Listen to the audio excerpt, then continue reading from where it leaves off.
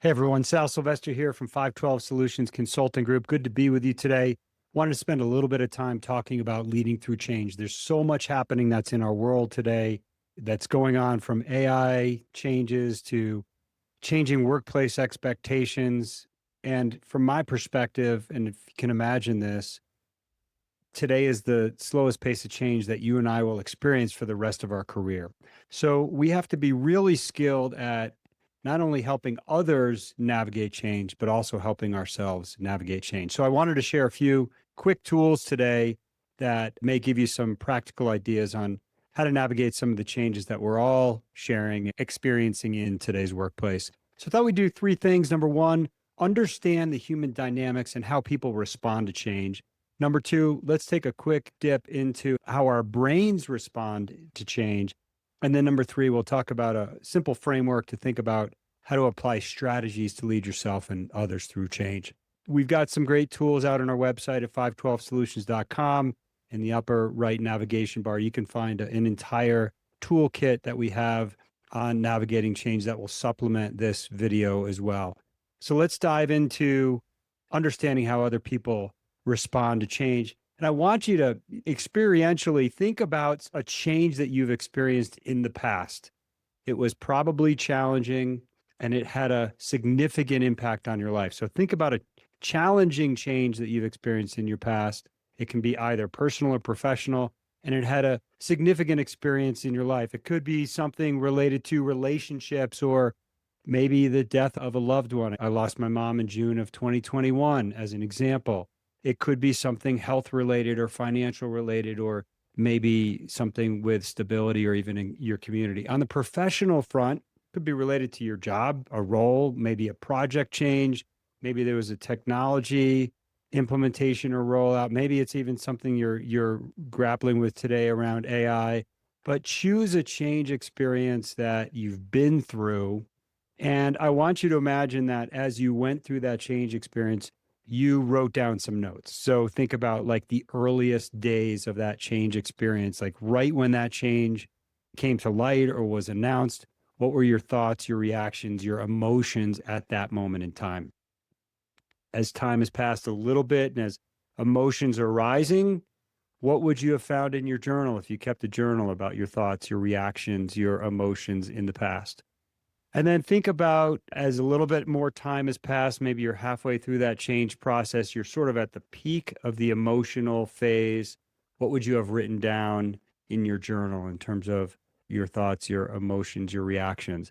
And then over time, as emotions come down, how would you have experienced that change? What would you have found in that journal if you kept a journal?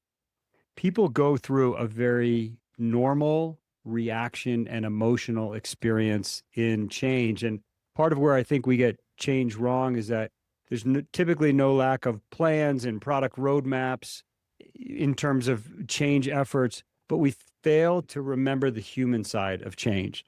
And that's where this model can really help you think about, like, how do people respond to change? And by the way, as leaders, we're not immune to this experience either. And so on the horizontal axis, you can think about time from now until some future state. And then on the vertical axis, you can think about the emotional response from low to high. And so early in that change process, it's not unexpected to experience some kind of a sense of shock or surprise, if you will. As time passes and as emotions rise, it's not uncommon for people to feel an emotion around anger or maybe anxiety. And then, sort of at the peak of that emotion, it's not uncommon for people to feel some sense of resistance or even rationalization.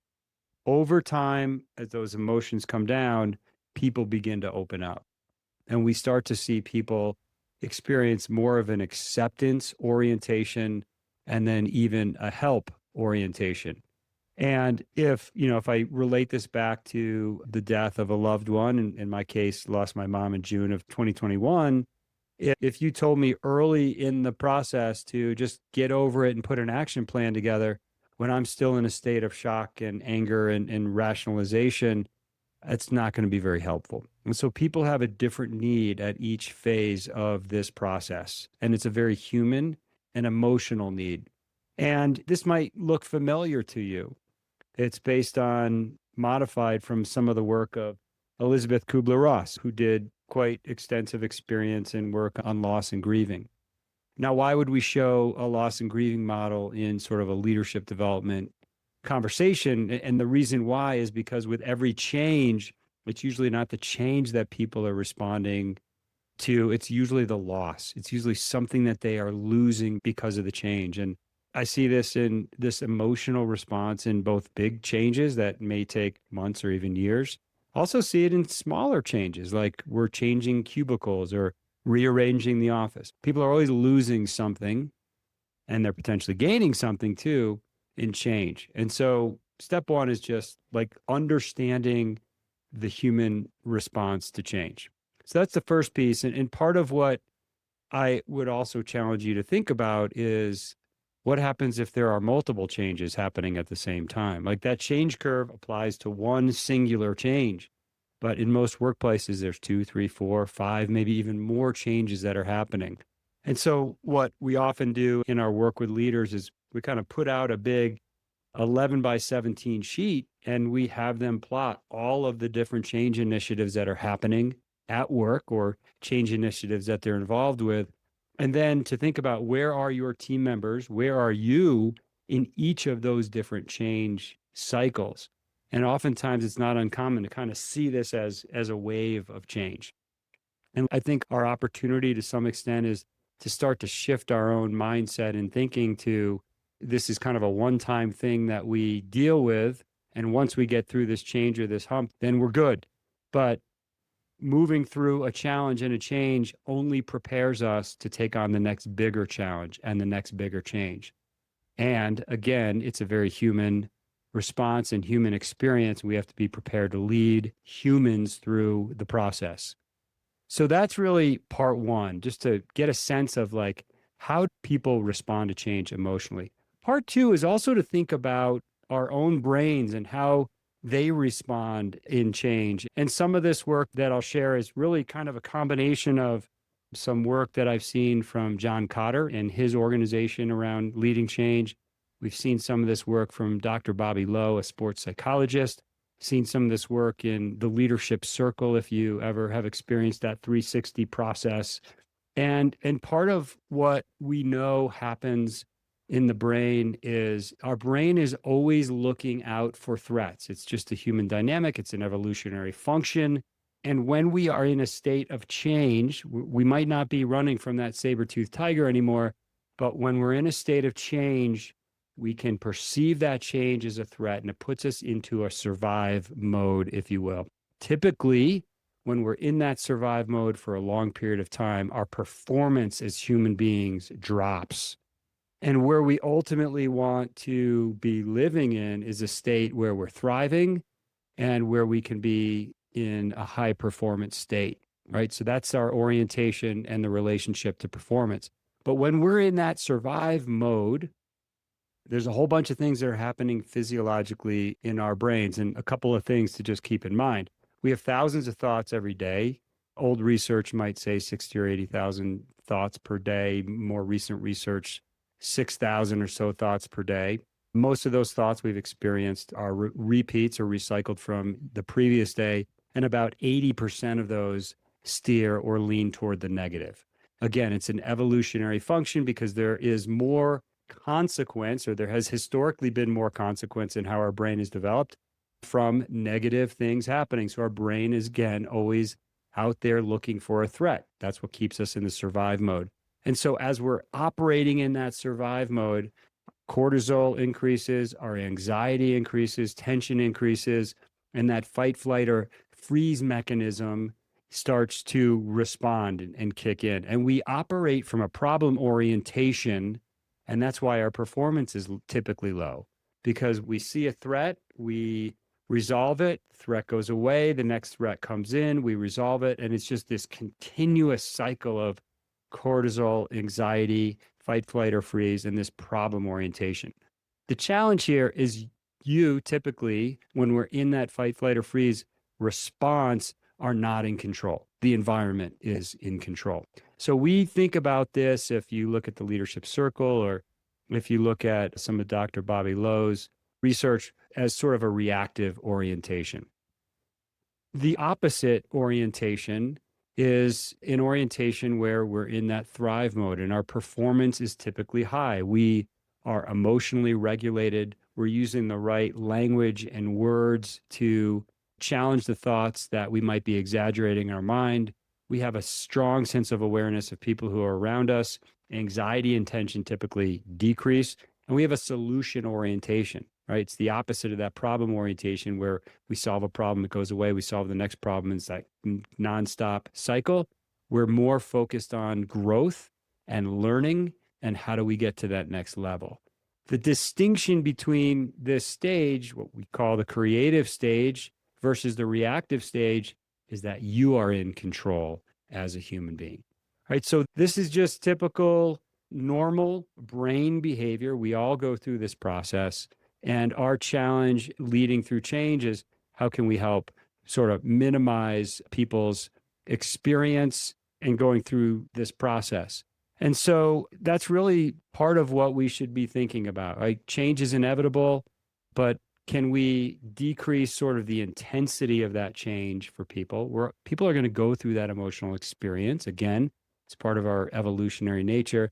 And then what can we do as leaders to also reduce the duration of the change, right? We can't change the fact that change is inevitable, but we can impact the intensity and duration of that change. So I wanted to dip a bit into not just understanding how people respond to change, but also like our brains respond in a very predictable way. And so now the third question here is, how do we apply strategies to lead other people through change and frankly, to lead ourselves through change? This is a very simple framework, right? Simplified for this short 10-minute video or so. But you can think about it as head, heart, and hand. Because what we know is that resistance to change shows up in any one of these three areas. And so if you apply this simple model, it will help you think about strategies, messages, and ways to get aligned so that you're providing sort of a holistic approach to leading people through the change process. So the first is really the head.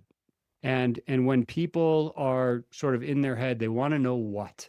This is about the rational understanding or the logic behind change. Like the change has to make sense to people. They have to understand the rationale behind change. So we can do a lot here around creating clarity and making sure that our messaging is aligned across our leadership teams.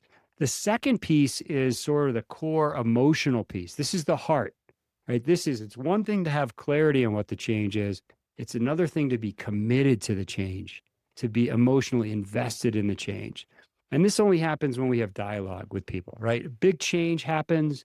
Maybe there's a merger or acquisition. And if we think that that one all hands meeting followed by an email is enough to get people committed emotionally, it's not enough. People have to be enrolled and engaged in dialogue, right? So we have to be thinking about the head, the rational understanding.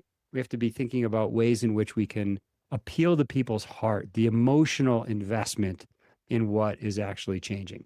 And then the third piece are the hands, right? And this is the support that we're going to provide for people. What are the practical tools, the systems, the resources so that people feel capable and empowered to take action and actually contribute to the change in a meaningful way? Quick dip into head, heart, hand as a framework to identify some strategies to help lead yourself and others through change. So we took a look at a few different topics today.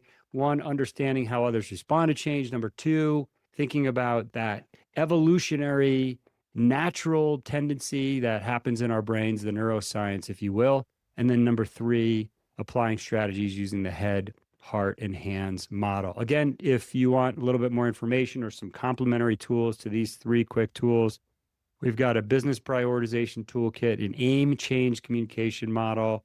There's a video, and there's also a podcast with one of my amazing coaches on our team on this change toolkit. Thanks, and look forward to hearing how you do and how you successfully navigate others through change in your world.